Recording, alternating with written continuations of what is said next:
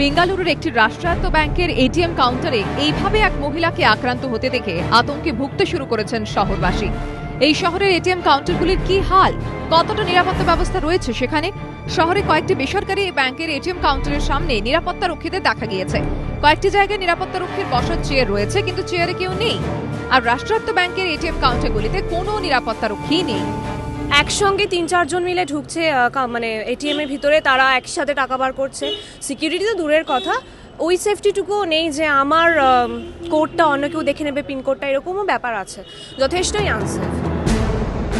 ATM কাউন্টারগুলিতে কড়া নিরাপত্তা ব্যবস্থা রাখার ব্যাপারে কিন্তু স্পষ্ট নির্দেশ রয়েছে পুলিশের নির্দেশ অনুযায়ী প্রতিটি এটিএম কাউন্টারের বাইরে 24 ঘন্টা নিরাপত্তা কর্মী মোতায়েন করতে হবে। এটিএম কাউন্টারের মধ্যে থাকতে হবে সিসিটিভি। হেলমেট পরে কাউন্টারে ঢোকা যাবে না, কেউ ঢুকতে গেলে নিরাপত্তা কর্মীকে বাধা দিতে হবে।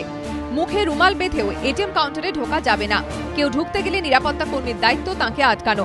এটিএম কাউন্টারের মধ্যেই মোবাইল ফোন ব্যবহার করা যাবে না। নিয়মের খাতায় কড়াকড়ি থাকলেও বাস্তবের সঙ্গে তার মিল খুব কম।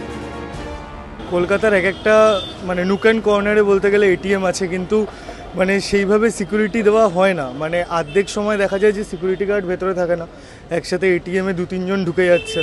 এইসব জিনিসগুলো উচিত না। ব্যাঙ্গালোরে হয়েছে, এটা কলকাতাতেও হতে পারে। বেঙ্গালুরুতে এটিএম কাউন্টারের মধ্যে দুষ্কৃতীদের হাতে ব্যাংক ম্যানেজারের আক্রান্ত হওয়ার ঘটনা চোখে আঙুল দিয়ে দেখিয়ে দিয়েছে এটিএম কাউন্টারগুলিতে পর্যাপ্ত নিরাপত্তা না রাখার ফল কি হতে পারে।